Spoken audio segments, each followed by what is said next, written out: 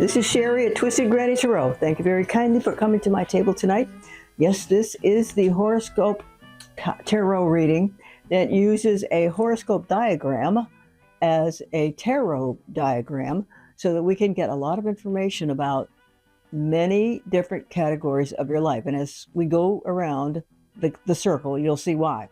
And it's also the table where I promote, well, the calendar that my friend Link publishes. Is called A Year and a Day, and he likes to research antiquities, let's call it. So in his calendar on this month, it says in the month of June. Let me find something good. Okay, on the 24th, Fors Fortuna, to honor the Roman goddess Fortuna. I think everybody's heard of the goddess Fortuna. And underneath that it says, on the same day, the 24th of June, Incan Sun God Festival, Inti Raymi, using llama entrails for divination. That sounds lovely, doesn't it? Okay, now this is a deck called the Pagan Ways Tarot, and they actually started out of photographs that have been embellished with some line drawings. So they're really pretty, and they're fun to look at, and they have little clues written down at the bottom of the card. So Cap, this is all for you. Okay, the cards have been blessed, they've been cut, and they've been shuffled. So we're ready to begin. All right, first house for Capricorn is what you're thinking about right now. What you are thinking about. Look at here. Y'all are in a conference. What are you doing? A truce, this says. So you're making deals? You're making a big deal that's occupying your, well, what you might really like is making deals with people, because Capricorns are stable, just in general. And they like to be able to count on things, and counting things like money is one of your talents. So there are situations going on that allow you at the moment to use your best traits in enhancing your status and your reputation. How about that?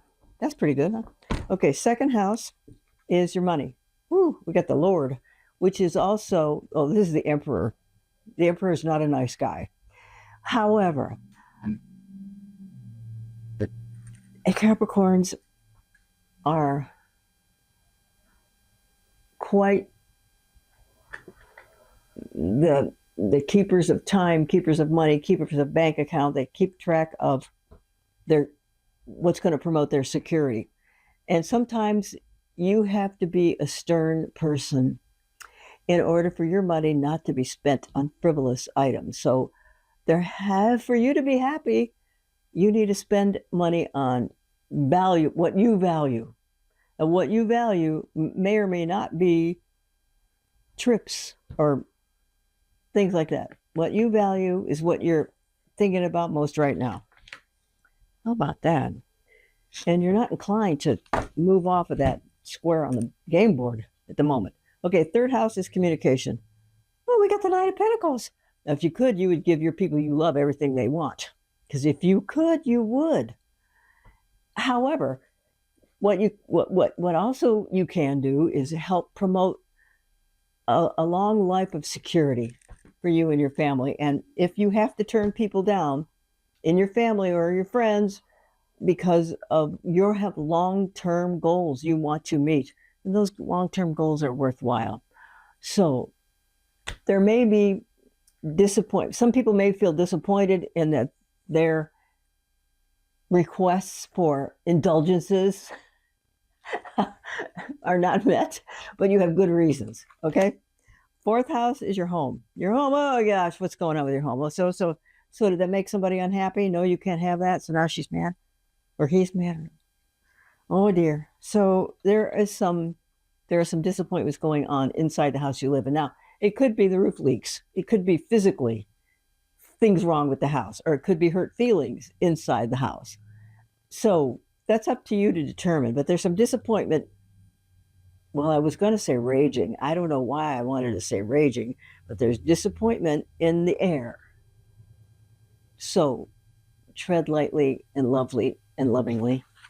Okay, fifth house is romance and creativity. We got the Knight of Cups. Now, the Knight of Cups, notice he's on a horse, but he's standing still. So he's not necessarily in a hurry to act. with regard to this romantic situation. And now that's a face card, so I'm going to put another one up. We got the Five of Cups. Oh, honey bunch. Have you, okay, this says loss. So Five of Cups means this, and she's sitting by a grave in a cemetery. So there's been a disappointment in your love life, and you're not quite over it yet for some of you. Disappointments with your mate. Not quite finished with it yet, and people are still mourning some type of disappointment, maybe some type of argument, maybe some type of situation that wasn't discussed before it occurred. Maybe that's it. So I'm sorry, but that's what that says for the month of June in your romance department. 6th house of work and health. Oh, look at here. Well, wouldn't you know, look at here right here. It says work. So actually, and look at this fellow. He's playing, it looks like he's playing the role of the blacksmith because he looks like he's pounding metal there. And ironworks were in bronze works, if I'm right about my time, millennial time, is you like to work just about better than anything because you get results from your work and you want to make progress at your work. So right this second, well, you know, when you have romantic disappointments, you might throw yourself into work. Okay, and the 6th house also governs health. Now, when we're talking about why the Babylonians divided the 6th house between work and health, it's mostly mundane situations at work and mundane situations at health. So did you answer your phone calls at work? Did you reply to your emails? Did you get back to your customers? That kind of thing. With regard to health, it may have to do with some disciplinary situations because of your health, that you can't eat the way you would like to eat. You can't indulge yourself with food and drink that maybe you would like to. I'm just offering some situations that can be likely for a lot of people. So this is advising you to stick to the nose to the grindstone and your shoulder to the wheel. So go ahead and work, but don't forget you have to keep yourself alive and you have to keep yourself healthy in order to continue to work. That's important. You have to live. Okay, 7th house is marriage partnerships and business partnerships. So this says skill. And 8th house, here's another fellow. Actually, he's at work too. So these are cards that sort of regarding the similar, similar situations. And this is a person who's banging away at the stuff he's good at. And this is a guy who's practicing to his skills. So when you come up, because this is the 6th house, right? 7th house. When it happens that in a marriage partnership or a business partnership becomes touchy or slightly crumbles around the edges, you apply a greater degree of work effort and skill to it so that those situations can be remedied.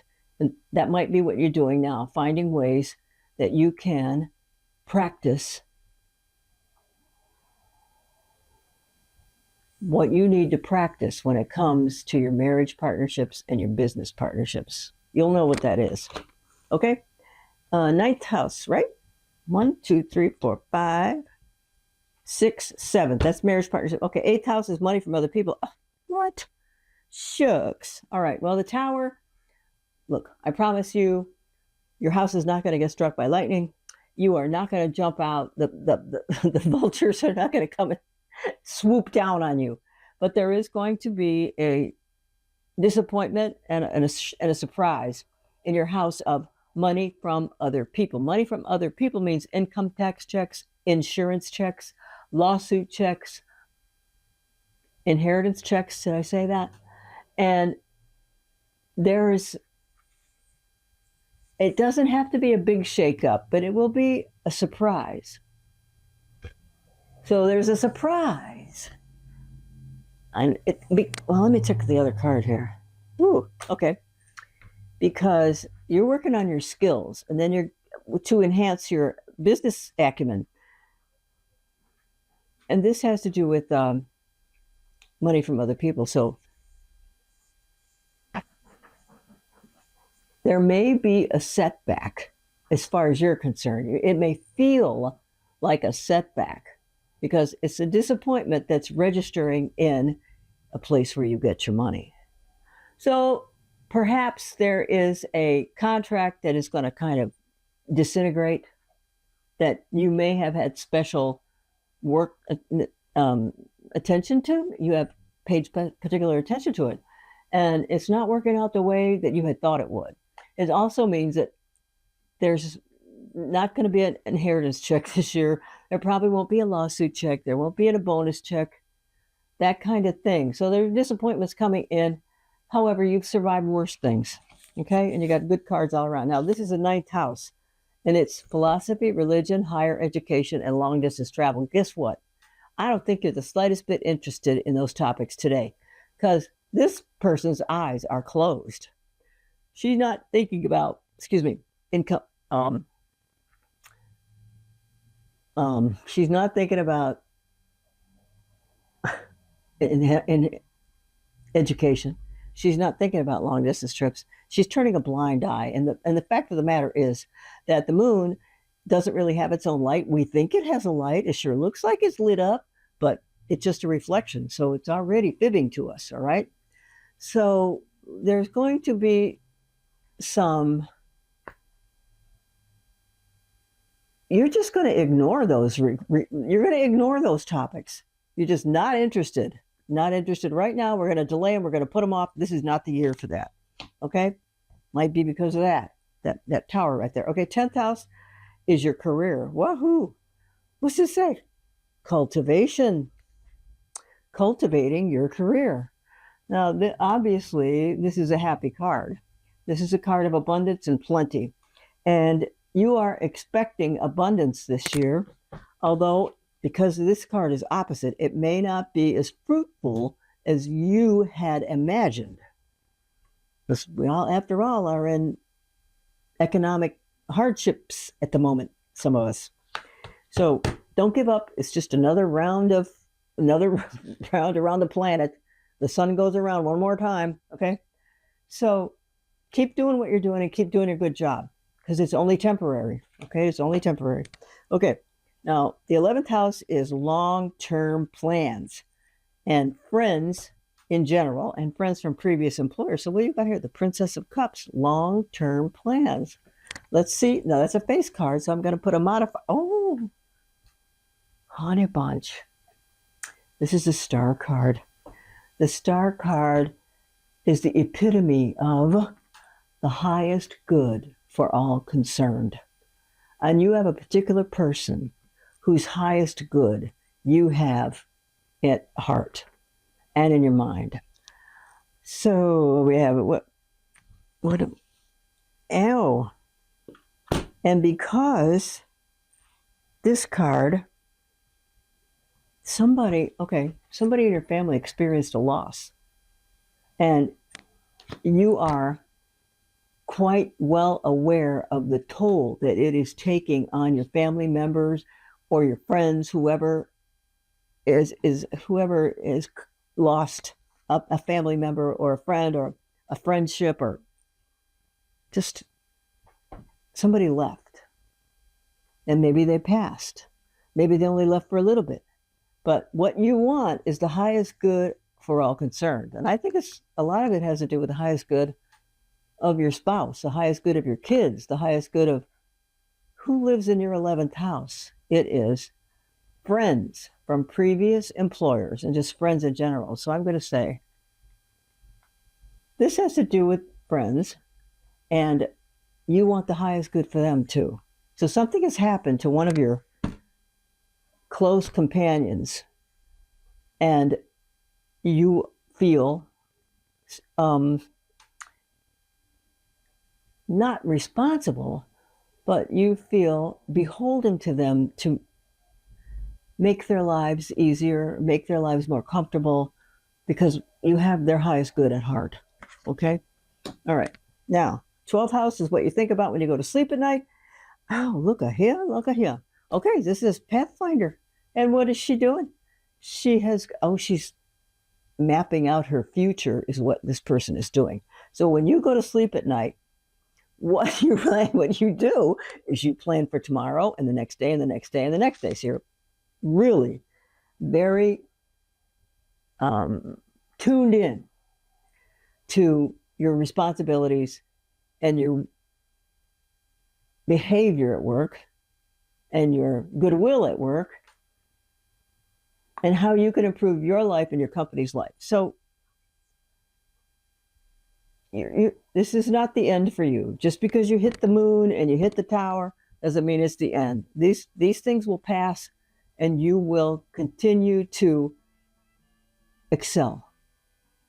Just might not be as a degree of excellence this year as in previous years. But don't worry, hey, another year is coming. Okay? All right, well, I hope that's helpful to you. Let me count the major arcana, if I may. There's 1, 2, 3, 4, 5. That's kind of a lot. So what they are is you're disciplined. You're really disciplined when it comes to money. Your Knight of Cups means you're helping somebody through a disappointment in your house of romance. It might be your disappointment. And in the 8th house, isn't that what that is? Yeah, of the Tower. The bonuses or income tax checks and insurance checks, those kinds of things are going to be, and commission checks are going to be fewer this year than last year. And there's really not much you can do to prevent that because, there are secrets. There's secrets hiding. Okay, and the Star, the highest good of all concerned. Well, I hope that was helpful for you, Capricorn. I enjoyed talking to you. Thank you very much for coming to Twisted Greenwich Row. I appreciate your viewership. Please like and subscribe and come back next month for the month of July. And we'll talk about that. Okay? Thanks. Bye.